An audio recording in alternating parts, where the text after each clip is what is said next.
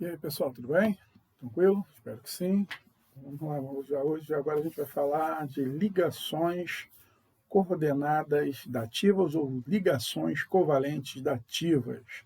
É importante entender que as ligações dativas, ditas dativas, elas só ocorrem após haver ligações covalentes, ou seja, entre ametais e ametais, que já executaram a regra do octeto, ou seja, como alguns elementos, apesar de ter obedecido a regra do octeto, ou seja, estarem estáveis, mesmo assim se ligam a outros elementos químicos, tá? Ou mesmos elementos químicos. É uma ligação chamada de dativa, que é extremamente fraca essa ligação. É isso que a gente vai aprender agora. Tá ok? Então vamos começar? Vamos lá, deixa eu abrir aqui. Só um minuto e vamos que vamos. Islas aí. Deixa eu colocar minha imagem para cá. Pronto. Tá ótimo. Ligações covalentes dativas ou ligações coordenadas dativas. Então, primeira regra, ligada entre metais e ametais, e só ocorrem após ter já ocorrida todas as ligações obedecendo a regra do octeto possíveis. Tá? Depois de ter feito todas elas, e aí mesmo assim ainda tem elemento para ser ligado àquela molécula, significa que é uma ligação covalente dativa que, por sinal, é extremamente fraca. Então, as mais fortes entre as ligações químicas, ou seja, entre átomos interatômicas, são, primeiro, ligação iônica, né, que é muito forte, ligação covalente, que também é forte, mas não tanto quanto a iônica, e, por último, a dativa. Tá? E também tem a ligação metálica nessa história aí. A gente vai ver já já também. Então, olha para cá. Vamos começar na nossa aula. A primeira coisa que a gente vai ver é o seguinte: como eu já havia dito, só ocorre necessidade se as necessidades da regra do octeto já foram atendidas, certo? Só ocorrem com pares eletrônicos disponíveis, ou seja, você precisa ter um par de elétrons disponível para que essa ligação ocorra. E esses pares eletrônicos sempre irão em sentido do elemento mais eletronegativo para o elemento, perdão, do elemento menos eletronegativo para o mais eletronegativo. Deixa eu só ver aqui, os pares eletrônicos sempre irão em sentido do elemento mais, sempre irão em sentido do elemento mais eletronegativo. Ou seja, sai do que tem menor eletronegatividade para o que tem maior eletronegatividade, sempre. Olha lá na tabela periódica, à direita sabemos que ficam os elementos mais eletronegativos, com exceção dos gases nobres, ok? Então vamos começar. Exemplo, vamos pegar o enxofre aqui. Ó. Enxofre, feita a distribuição eletrônica dele, vocês vão observar que no final ele tem 6 elétrons. O outro é o oxigênio, tá? Então olhe para cá. Vamos pegar aqui e vamos aproveitar e ver. Ó. Enxofre. No último nível, que é o nível de valência, que é o nível 3, né? Sempre é o maior nível da distribuição eletrônica, o nível de valência, nós vamos ter um total de 6 elétrons, certo? Nossa, ficou horrível esses 6 elétrons aqui. Vamos tentar melhorar? Sempre é possível, né? Vamos melhorar. Então, nós teremos um total de 6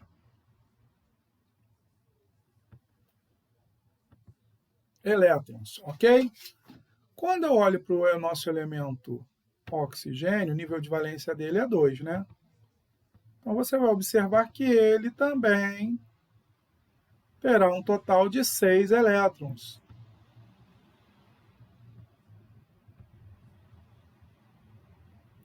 Em seu nível de valência. Tudo bem? Beleza.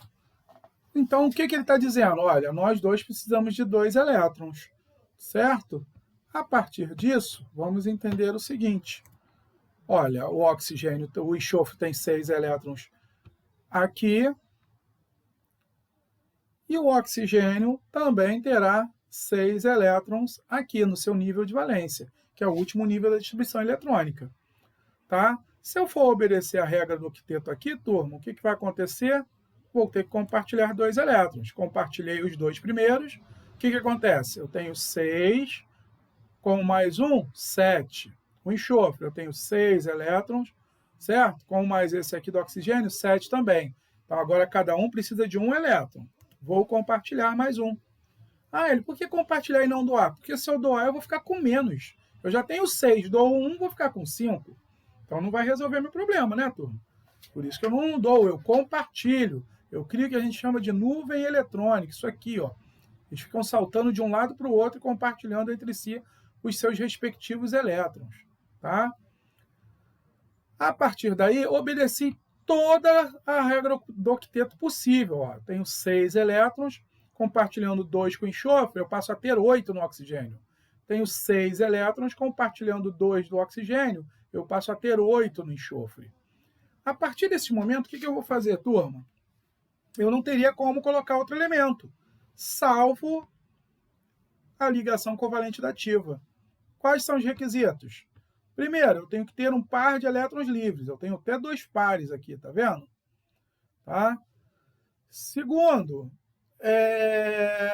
eu vou ter que poder compartilhar do elemento menos eletronegativo para o elemento mais eletronegativo. Então, imagine que eu tenho aqui o oxigênio, que é um elemento mais eletronegativo que o enxofre. Então, olha o que vai acontecer. Ó, o oxigênio, ele é mais eletronegativo, tá vendo? Deixa eu apagar aqui em cima para não atrapalhar. Então, o oxigênio, isso aqui é o sigma, negativo, indicando a eletronegatividade do oxigênio. Esse é o sigma positivo, indicando a eletronegatividade do enxofre, sendo que ele é positivo no momento de polaridade, a gente vai aprender isso mais tarde, mas isso é só para indicar que esse cara vai ter tendência a ser mais positivo. O oxigênio, por ter maior eletronegatividade, vai ter tendência a ser mais eletronegativo. Tá? Então, se eu colocar aqui um outro elemento de oxigênio, a tendência, como o oxigênio é mais eletronegativo que o enxofre, a tendência é o enxofre compartilhar o seu par eletrônico com esse oxigênio, que é o que ocorre aqui, ó, que nós estamos vendo, e está sendo indicado. Pronto, aqui eu estou indicando que é um compartilhamento dativo de um par eletrônico para o oxigênio do enxofre. E assim surge a molécula na natureza chamada dióxido de enxofre, ou seja, 2 átomos de oxigênio, por isso que dióxido, e 1 de enxofre. Tá? Essa daí seria a nossa fórmula eletrônica do dióxido de enxofre. Agora vamos ver a estrutural plana? A fórmula estrutural plana será da seguinte forma, eu só vou representar o quê? As minhas ligações. E como será a representação da minha ligação dativa? Será dessa forma aqui, ó. Eu tenho, tá invertido aqui, tá, turma? Mas não esquenta não. 2 tracinhos para essas 2 ligações covalentes aqui, tá? E uma setinha para essa daqui, tá legal? Então, tendo feito isso, essa daqui representa a ligação covalente dativa. E essa daqui representa as ligações covalentes normais, ou seja, ligações coordenadas e ligações coordenadas dativa nesse caso, que significa a mesma coisa, né, turma? E como ficaria a minha fórmula molecular? A fórmula molecular seria o SO2, dióxido de enxofre, é o nome desse cara. Isso vocês vão aprender mais lá na frente, tá bom? E agora? E agora, gente? Vamos ver como é que essas moléculas se comportam na natureza. Então, na natureza, a representação espacial dela, que seria a representação que elas teriam na natureza, seria essa aqui. Ó, essa esfera aqui é o enxofre, esverdeada, e essas 2 esferas são oxigênio. Imagine que aqui no centro deles, tá? Bem no centro, estaria o quê, turma? O núcleo do átomo de enxofre. E essa esfera são os elétrons que estão girando tão rápido que eles parecem uma esfera fechada, mas na verdade são esses 6 elétrons que estão girando muito rápido, demonstrando como ficaria. E esse aqui é uma forma mais ilustrativa de como estaria na natureza, representando as ligações. Só que aqui tem uma dupla e aqui deveria ter uma setinha, né? Mas não é o caso. Mas seria uma representação para você ter ideia como é que essa molécula fica na natureza. E por que ela fica nessa fórmula de ângulo?